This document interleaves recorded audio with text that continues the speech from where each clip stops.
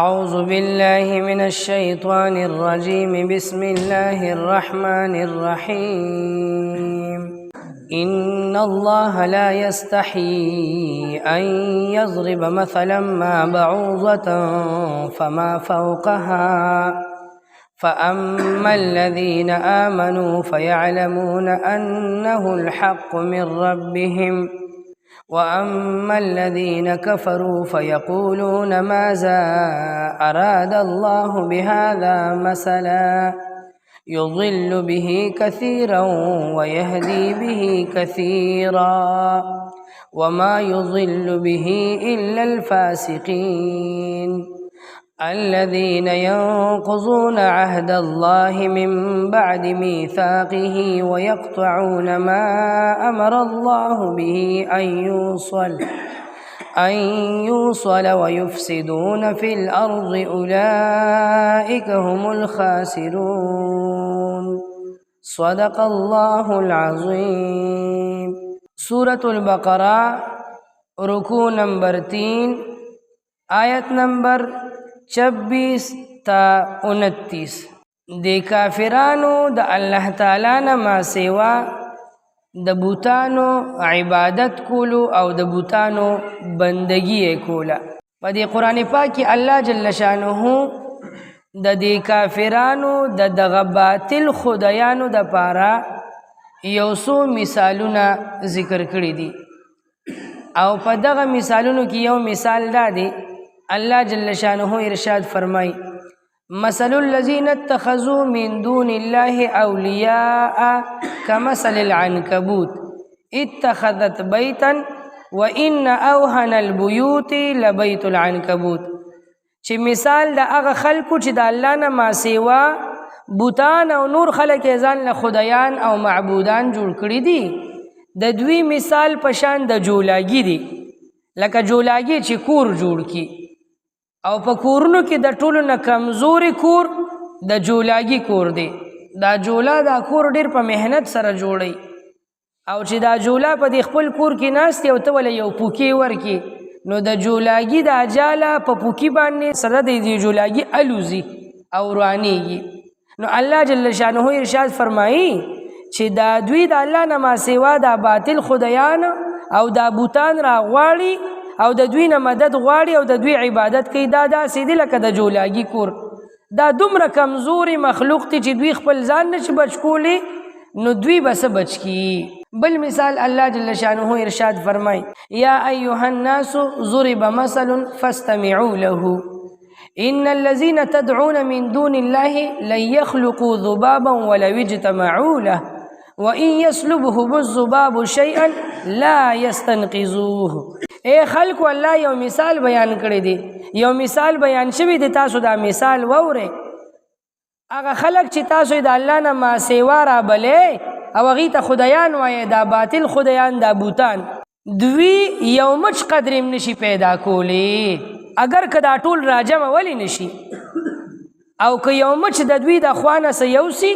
د کافرانو به نظر او نیاز او منختې خوراک پیرولو خپلو بوتانو ته مخې تیښي نو په هغې به ټول ورځ مچان بنګېدل. نو الله تعالی ارشاد فرمایي که د دوی نه دا خوراک یو مچ وتښتئ نو دوی خو د مچ نه دغه خپل خوراک نشي بچ کولی نو تاسو به د الله د قهر او د عذاب نه څه بچ کی. دا دوه مثالونه الله جل شانه قرآن کې د دوی د دې باطلو خدایانو د پاره ذکر کړي دي. په دې مخکې آیاتونو کې الله جل شانه د کافرانو ته چیلنج ورکو چې تاسو د دې قرآن په شانتي یو صورت تیار کې او راوړئ. اوس دوی خو دغه مقابله کولی نه شوه، د هغې نه عاجزه شول. نو د قرآن نه د انکار کولو دپاره به مختلف بانې کتلې. نو یو بانې پکې دام وکتله دا دوه مثالونه چې دا قرآن خو د الله کتاب دی والله خو ډېر لوی ذات دی. نو د دې دومره لوی ذات په دې دومره لوی کتاب کې ایله بیله د جولاګانو د مچانو مثالونه دي. الله خو ډېر لوی ذات دی او چې کوم ذات ډېر لوی وي نو هغه خو مثالونه ډېر لوی لوی ورکوي. دومره کمزوري او د بیکاره څیزونو مثالونه په کتاب کې ورکړي دي. د دې نه دا معلومیږي چې لکه دا د الله کتاب نه دی بس مونږ یې نه منو دی ولا بانه جوړه. نو الله جل شانه په دې آیت کې په دې راتلونکي دوه آیتونو کې د دوی د دې اعتراض جواب ورکوي. ان الله لا یستحي، بېشک الله حیا نه کوي شرم نه کوي په دې خبره کې ایضرب مثلا ما چې یو مثال بیان کی الله جواب ورکوي په دې کې د شرم څه دي په مثال بیانولو کې د الله ذات اگر چې ډېر لوی دی دا مثال یې چې د چا دپاره بیان کړی دي خو د دین هم زیات بدتر دي خلک چې د یو څیز دپاره یو مثال بیانوي که نه نو د دې مثال او د ممثل له په منځ کې مناسبت ساتي د کوم څیز دپاره چې مثال بیانوي د دې دواړو په منځ کې مناسبت ضروري دي څوک چې مثال بیانوي د هغه سره د مثال مناسبت ضروري نه دی نو الله جل شانه جواب ورکوي چې په دې کې خو د شرم او د حیا څه نشته چې تاسو وایئ چې الله دومره الله واقعي لوی دی خو دا تاسو چې د چا بندګي کوئ هغه د جولان او د مچ نه بدتر دي ان الله لا یستحي الله حیا نه کوي دا لا یستحي لفظ چې راغلی دی دا په اصل کې د دې ماده راځي حیا څه ته وایي حیا دې ته ویل کېږي چې انسان ځان طرف ته د یو بد څیز د نسبت کولو نه د ځان د بچ کولو دپاره چې د ده په دې وجود کې کومه تغیر او تبدیلی راځي بس دقه حیا ده لکه یو ځوان دی او دی پټ پټ په سیګرټو راوړېدلی دی لوګي وباسي صاحبه او دی په یو بیټک کې یا د پټي په یو پوله ناست دی او سیګرټ یې ډک کړی دی او لګیا دی ناګانه کې پې پلار راشي یا پې مشر رور راشي یا د جومات استاد یې پې راشي صاحبه او د ده ورته خیال شي نو چې دی څنګه دا مشر ویني نو یکدم د ده رنګ هم بدل شي د خولم ته تته بته شي ګډه وډه شي او سیګرټ زر بس لاندې چته یو طرف ته وی غورځوي صاحبه دا کیفیت چې د ده بدل شو که نه دا ولې بدل شو دی وی چې ما ته د دې بد کار نسبت ونشي چې دا هم چرسي پوډري دی دا هم سیګرټي نسواري دی وغیره نو دی د دې ګناه د دې کار د نسبت نه ځان بچ کوي د دغې د بچ کېدو په حالت کې چې د ده دا کم کیفیت او حالت راغی دقه حیا ده حیا ډېر ښه څیز دی ښه الله تعالی دې مونږ ټول حیا ناک جوړ کړي صاحب حدیث مبارک کې راغلی دی الحیاء شعبة من الایمان حیا د ایمان یو ډېره لویه حصه ده بل حدیث مبارک کې حضور پاک ارشاد فرمایي اذا لم تستحي فاصنع ما شئت چې کله د حیا ختمه شو بیا چې څه کې هغه کوه بیا خو به ته نه د پلار خاطر کې نه به د چا د پټکي خاطر کې نه به د چا د ګیري خاطر کې نه به د قرآن خاطر کې بیا خو چې د څه په زړه نو بس هغه به کې نو چې څه د مخې له درځي هغه به کې نو حیا ډېر ښه څیز دی او حیا په انسان له پکار دی چې ځان کې حیا پیدا کړي ځان حیا ناک جوړ کړي او د هر چا نه د حیا کول یو مختلف او یو خاص درجه ده هغه حیا په ځان کې پیدا کړو سوال دا پیدا کېږي چې استاد جي ان الله لا یستحي الله حیا نه کوي تاسو چې دا حیا د بد کار نه د نسبت او د بچ کېدو دپاره وي نو ولې نعوذ بالله الله هم چېته بد کار کوي چې د هغې نه د بچ کېدو دپاره لفظ د حیا لا یستحي ټکې راوړو د الله سره خو د حیا ټکې مناسبت او سمې نه خوري نو یاد وساته حیا سره ترک لازم دی حیا سره د یو کار پرېښودل لازم دي نو دلته به الله خو د حیا قسمه صفتونو نه پاک دی نو دلته به د لا یستحي لفظ د لا یترکو په معنا کې وي ان الله لا یستحي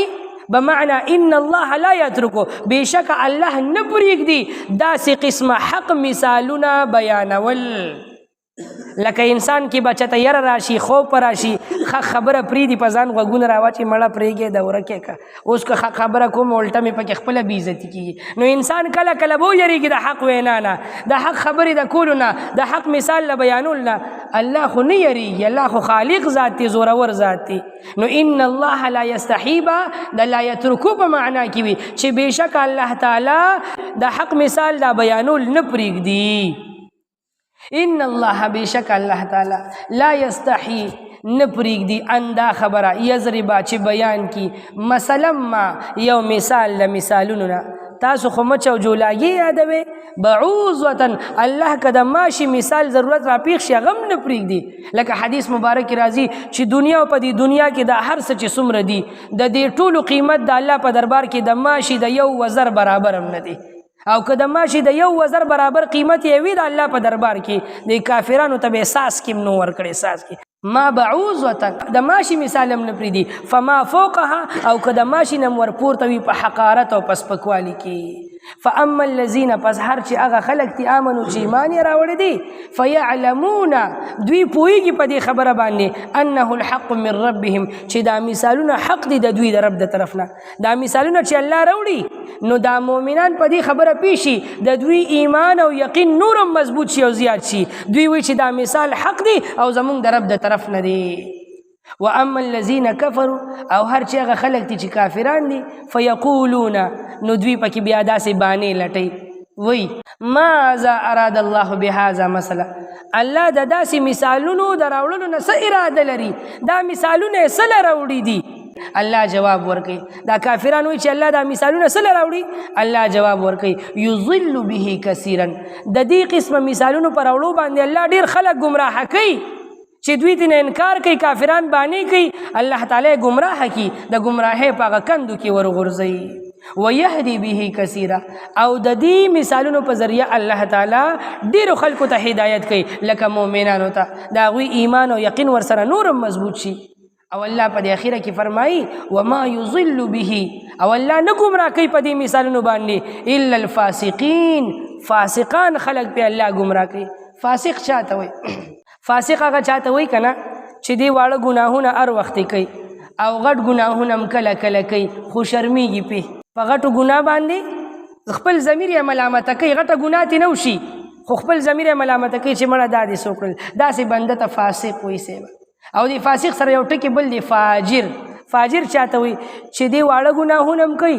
غټ ګناهونه هم کوي او پجار یې کوي د خلکو په مخ کې کوي نه د پلار حیا ساتي نه د بولا حیا ساتي نه د مشر د هر چا په مخ کې لګیا وي غټ ګناهونه سریام کوي ښکاره یې کوي او پجار یې کوي داسې کس ته بیا فاجر ویل کېږي نو دا فاسق ډېرې مرتبې دي د فاسق د ټولو نه هغه اوچته مرتبه هغه اخري درجه هغه کفر دی د انسان نه حیا بالکل ختم شي دی دا غلط کار ثواب ګڼي لکه یو سړی زنا کوي یو ثواب یې ګڼي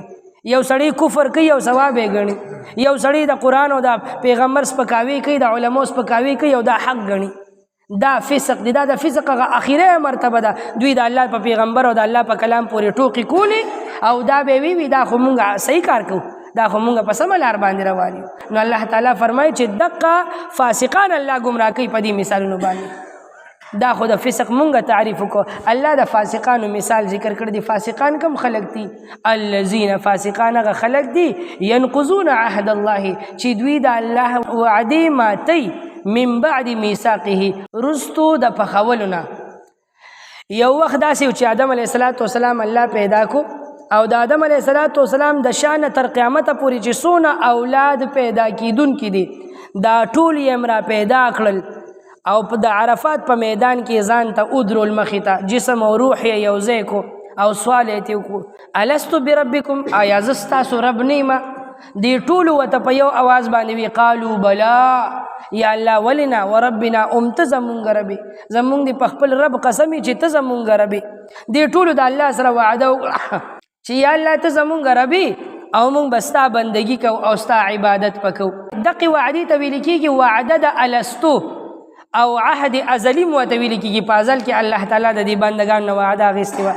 دا بنده چې دنیا کې الله پیدا کو په کفر کې په شرک کې په خواهشاتو کې اخته شو هغه وعده ترې نه ایره شوه نو دلته د الله تعالی د قرآن نه انکار وکړو د کتاب نه د الله د پیغمبر سره دشمني شروع کړه هغه وعدې یې ماتې کړلې دقې وعدې طرف ته اشاره ده فاسقان یعنې دا کافران هغه خلک دي ینقضون عهد الله چې د الله وعده ماتوي عهد یو داسې وعدې ته ویل کېږي که نه چې دوه کسان په خپل منځ کې وعده وکړي او د دواړو طرف نه پکې خبره وشي یو م وایي چې زه به دا کوم او بل م وایي چې زه به دا کوم دې ته وایي عهد او میثاق داسې وعدې ته ویل کېږي چې بنده پکې باقاعده قسم وخوري نو د بندګانو قسم خوړلی و که نه بلا وربنا زمونږ د په خپل رب قسم یا الله چې ته زمونږ رب نو قسم یې خوړلی و دا وعده پخه کړې وه او بیا یې ماته کړله په دنیا کې دقې وعدې طرف ته اشاره کوي ینقضون عهد الله دوی ماتی وعده د الله تعالی من بعد میثاقه رستو د پخولونه ویقطعون او دوی پرې کوي دا فاسقان کم خلق دي دوی پرې کوي څه پرې کوي ما هغه رشتهداري هغه تعلقات امر الله به چې د هغې په باره کې الله حکم کړی دی ایوسوله چې دا یو ځای کې د کومو څیزونو او د کومو کارونو چې الله د یو ځای کولو حکم کړی دی دوی یې ماتی او پرې کوي د دې بنده یو د الله سره تعلق دی د بندګۍ الله د دغه د یو ځای کولو حکم کړی چې بنده زما بندګي وکړه. نو بنده چې کفر کوي نو دغه نسبت پرې کول هم پکې دي. د انسان سره هم تعلق دی، لکه د بچو د مور پلار سره یو تعلق او نسبت دی، د مور پلار د بچو سره، د ښځې د خاوند سره، د خاوند د ښځې سره، د رور د خور سره، د خور د رور سره، د ګاونډي د ګاونډي سره، داسې د نورو رشتہ دارو د انسانانو سره تعلق دی. د دې تمامو تعلقاتو د یو ځای کولو او د صله رحمۍ الله حکم کړی دی. الله حکم کړی دی مور پلار ته د بچو ښکلي تربیت وکړي، حلال رزق وله راوړئ. بچو ته حکم کړی دی د مور پلار نافرماني مه کوه. خاوند ته حکم کړی دی ښځې ته خپل حق ورکه، مهر ورکې ورکه، نفقه به ورکې ورکه، سکنا د اوسېدو ځای ورکې دا ورکه. نو کله کله خاوند ظالم شي، دې ښځې سره ظلم او زیاتي وکړي، د کور یې وشړي، پلار کې وشړي، او بیا څه وایي پلار کره دی ناستی او نه دی راځي، نه پرېږدم او نه ښځه کومه، او چې څنګه غاښونه سپین دي دقسې به یې دا سر هم سپین شي. دا ظلم دی صاحبه. هلکه یا خو یې راوله کور ته ښځه که کور پې آباد که، او چې نه ښځه کې نو پرېږده ظلم ولې کې. او کله کله یو ښځه د خاوند سره دومره ظلم او زیاتي وکړي چې هغه خاوند په خپل ژوند باندې ستومانه شي چې ما ته چا وایي چې دا بلا کوه. نو کله کله ښځه هم زیاتي وکړي صاحبه، نو نه به ښځه د خاوند سره زیاتي کوي، نه به خاوند دا رشته دغه تعلق به برقرار ساتي او دا به پوره کوي کوم چې د نکاح په ذریعه باندې دا تعلق تا قایم کړی دی. دغسې د رور د خویندو نه حق ونیسي صاحبه. پلار مړ شي میراث ټول وروڼه په خپل منځ کې تقسیم کې، خویندې نه ته چې واده کېدي ما دله دونه دا کړي وو، بیډ مې دله کړي وو، او دا مې دله توره کړې وو، هغه مې دله ملک شړشم کړي وو، نه دې وله کړي وو، نه خو دې ولې پر ورولې کړي وو. دا میراث خو د د پلار حصہ ده، د پلار په مال کې به دې ته ملاویږي. نورونه د خویندو حقونه ونیسي صاحبه. دا زیاتې دي، دا ظلم دي، دا به نه کې. دا رشته داري به قایمې، داسې ګاونډي د ګاونډي سره. او د انسان د دې ځناورو سره هم تعلق او نسبت دي. په کور کې دي ګډه، چیلې، غوا، میخه، سنډه، اس، خر، دا دې ساتلي دي. دا چرګان دي ساتلی دي. نو کله کله چرګانو ته کنځلې کې، خیرې کې، په چپړې ولي، په پتیلې په سر باندې ولي صاحبه. دا ظلم دي، دا به نه کې. او خراب است ساتلی دي نو کار ته ډیر اخلي، او په والو دی ولې دا اډو کې زخمی کړي نو د قزازه زخم ځای ولا وخی چې لږ تیز شي. دا ظلم دی، داسې به نه کې. پیغمبر علیه الصلاۃ والسلام له یو اوښ راغی او دا غړنګ یې داسې ښکته او برکوله. نو موږ د زناورو په خبرو نه پیږو، د الله پیغمبر او الله پې پیږو. نو پیغمبر علیه الصلاۃ والسلام حکم وکوي د دې اوښ مالک څوک دی راولې. نو چې هغه راغی نو هغه ته وایي ستا د اوښ ما ته فریاد کوي، خوراک ولا کم ورکې او کار پې ډېر کې، داسې مه کوه. خوراک ولا زیات که او دا بوج او دا کار پې کم که. نو دقسې تا په دې کور کې زناور وغیره ساتلی وي، د هغې حق به ادا کې، هغې ته به خوراک څکاک ورکې. بني اسرائیلو کې یو ښځه وه کور کې پیشو ساتلی وه، په کوټه کې بنده کړه، په پړي پسې تړلې وه، او دا چې ته غم خادی پسې لاړه. سور ورځې پس چې واپس راغله هغه پیشو د لوږې مړه شوې وه. الله تعالی جل شانه دقه ښځه د دې پیشو د لاسه په جهنم کې واچوله، په عذاب کې مبتلا کړه، روینې وله چې کم از کم تړله دې ولې پرې کولو به دې پرېښې وه، ځان له خوراک پیدا کولی شو، پیدا کولو به. نو دقسې د انسان د زناورو سره تعلق دی، د دغه تعلق د قایمولو او د دغې د ساتلو او د دې صله رحمۍ الله حکم کړی دی. نو بنده به دا نه پرې کوي. نو فاسقان دغه خلک دي چې دوی دا تعلقات پرېږدي. اوس چې بنده دا تعلقات پرېږدي، دا حقوق پرېږدي، ښځه د خاوند، خاوند د ښځې، مور پلار د بچو، بچي د مور پلار، دا حقونه نه ورکوي. نو خودم جنگ جګړې فساد جوړ شي، نو کله کله پکې ډزو ته او مرګ ته خبره لاړ شي. ویفسدون فی الارض، دا فاسقان خلق پزمکه کې فساد جوړي. اولئک هم الخاسرون، عمده خلق تاوانیان دي. کیف تکفرون بالله، په دې آیات کې الله تعالی دی بنده ته خپل انعامات ور یادي چې بنده ته اسم نوي نشوي، د ځمکې د خاورو په ذراتو کې پروت وي، د ځمکې نه غله راووته، غله انسان وخوړه، د هغې نه د بنده په وجود کې وینه پیدا شوه، د دې وینې نه نطفه پیدا شوه، د نطفې نه د مور په خېټه کې یو ښکلی انسان پیدا شو. نو بنده ته خو د خاورو ذرات وي، د خاورو ذرې وي، او بیجانه څیز وي، لکه په مړو کې حساب وي، نشوي د نش نشته شوي، او ته بیا هم د الله تعالی وایي تاسو بیا هم کفر کوئ. کیف تکفرون بالله، تاسو څنګه کفر کوئ د الله سره؟ کم از کم د خپلو نعمتونو ته خو ګوره چې الله کم نعمتونه درکړي دي. وکنتم امواتا، حال دا دی چې تاسو مړه وئ، اسم نه وئ. فاحیاکم را جمدی کې یعنی د بی جان نه جاندار جوړ کړلې ثم یمیتکم او په دې دنیا کې دی بیا ژوند دی بیا به در باندې مرګ راولي بیا به د قصې خوري کې قبر ته بلاړ شي خوري بشي نه به د اډوکو پته لګي نه به د غوښې پته لګي نه به د خایس پته لګي نه به د زور او د ځوانۍ پته لګي ار سبا خوري شي سیبا نو واپس په هغه حالت لاړ شي ثم یحییکم او بیا به قیامت ته نږدې را ژوندي کی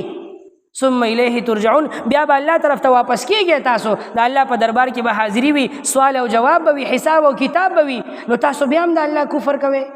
او دا خو سکه په دې خو الله لا نه دی بس کړي هو الذی خلق لكم الله هغه ذات چې پیدا کړی دي ستاسو لپاره ما فی الارض سچ په ځمکه کې دي جميعا ټول پټولا الله وی په دې ځمکه کې چې داسې دي دا ټول می بندا ستاسو د فائدې لپاره پیدا کړی دي استاد په پچرګانو کې فائدہ ښکاری په غوامي خکره ته فائدہ ښکاری په مار او په منګکوري کې ته فائدہ نه ښکاری د شاتو په مچې کې ته فائدہ ښکاری کنه چې شات نه روباسم په دې سری مچې کې چې ته فائدہ لیدلې ده الټه دی پړسي بمبکې دي سیبا نو دا ټول سيزونه چې الله پیدا کړی دي په دې کې د الله تعالی د دې انسان لپاره فائدې اخو دي خو بعضی فائدې موتا ته په نظر راځي ښکار راته او د ډیرو سيزونو فائدې موتا ته په نظر نه راځي حالان کې غم د انسان د فائدې لپاره دي نو دغه فائدې څه دي حیات الحیوان نومي کتاب ورپسې ګوره بیا نو پاغي کې د دې تمام حیواناتو د دې فائدې او حکمتونه لیکلي دي سیبا ثم استوى الى السماء د ځمکې د ارض استاس د لپاره پیدا کړل ثم استوى الى السماء بیا الله تعالی اسمانونو طرف ته د پیدایش اراده وکړه فسواهن سبع سماوات الله نیغ پنیغه ادرول او اسمانونه یادو ساته زمونږ د مسلمانانو دا ایمان او عقیده ده چې دا اسمان موجود دی الله پیدا کړی دي او اسمانونه ټول او دي الله په خپل قران کې ذکر کړی دي یو اسمان د بل اسمان د پاسه دي او په دې مینس کې داسې فاصله ده پیوسته نه دي یو د بل نه داسې لري دي او د یو اسمان نه تر بل اسمان پوری 1500 کاله مزل دي یو اسمان د بل اسمان نه دومره لري دي وهو بكل شيء عليم او الله په هر سیز باندې علیم ذاته نو بنده چې کم یو کارم کې نو دا مګنه چې غنی ما سوک نه ویني الله علیم ذاته په هر څه پوهه دي ستا یو حرکت او یو ادا یو خبره یو عمل دی نوٹ کوي او دا غي بتا سره حساب او کتاب کوي ان الله بشک الله تعالی لا یستحی نپریږدي ان دا خبره یضربا چې بیان کی مثلا ما یو مثال د مثالونو نه بعوضه کدماشي وی فما فوقها یا پورتوي د دینه په حقارت کی فاما الذين پس هر چې هغه خلق دي امنو چې ایمان یې راوړ دي فيعلمون پس یقینا پويږي هغوی انه الحق چې بشک دا مثالونه حق دي من ربهم د طرف د رب دوی واما الذين او هر چې هغه خلق دي کفروا چې کفر یې کړی دي فيقولون نوای هغوی ماذا اراد الله بهذا مثلا الله س اراده کړی دا د دې قسمه مثالونو نو الله جواب ورکړي یضل به گمراه کوي الله تعالی په دې مثالونو سره کثیرا ډیرو خلق لرا ويهدي به او هدایت ور کوي په دې مثالونو سره کثیرا ډیرو خلق ته وما یضل به او نه گمراه کوي الله تعالی د دې مثالونو په ذریعہ باندې الا الفاسقین مگر فاسقان الذين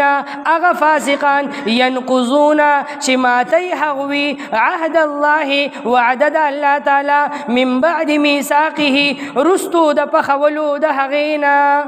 ويقطعون او پریکی هغوی ما هغس اغه رشتہ داری اغه تعلقات امر الله به چې الله حکم کړی دی د اغه ايو صلا چې داد یو ذکر شي ويفسدون او دوی فساد کوي فی الارض پزمکه کې اولئک هم الخاسرون دق خلق تاوانیان دي کیف تکفرون سرنګ کفر کوي تاسو بالله پزاد الله تعالی باندې وکنتم امواتا او حال دادی چې وې تاسو مړو فاحیاکم نو بس را ژوندۍ کړې د دمړو نه را ژوندي کړي د انسان د نطفې نه دا پیدایش په دې کې 9 میاشتې لګي ډېره کمه موده پکې لګي یعنی زر کېږي نو د دې دوه ټکو په منځ کې افا راوړله د افا ته وایي تعقیب مع الوصل د یو کار نه فورا بل کار کېدل او بیا چې انسان پیدا شي نو عموما شپېته اویا کاله ژوند تیری نو بیا دا دویمه مرحله لږه اوږده ده فاصله پکې راشي دې د ویل کېږي تراخي او دا ثم د دې ورپسې دوه ټکو په منځ کې ثم راوړو نو د ثم معنی د تراخي یعنی یو کار د بل نه څه وخت پس کول نو دقیق خبرې طرف ته پکې اشاره وه نو ځکه د دې اولو دوو لفظونو په منځ کې فا راوړو او ورپسې ثم راوړو وکنتم امواتا او وې تاسو مړو فاحیاکم نو ژوندي یې کړی تاسو ثم یمیتکم بیا به مرګ راولي په تاسو باندې ثم یحییکم بیا به ژوندي کی تاسو لرا ثم الیه ترجعون بیا به الله طرف ته تاسو واپس کولی شئ هو الذي الله غزاد تی خلق لكم چې پیدا کړی دي تاسو د فائدې د پاره ما فی الارض هغه څه چې پزمکه کې دي جميعا ټول پټولا ثم استوى بیا انغه اراده وکړه الى السماء د اسمان پیدایش طرف ته فسواهن نو برابر یې کړل د اسمانونه 7 سماوات او اسمانونه وهو بكل شيء عليم او الله تعالی په هر چیز باندې علیم او پوهه ذات دی سبحان ربك رب العزة عما يصفون وسلام على المرسلين والحمد لله رب العالمين برحمتك يا أرحم الراحمين.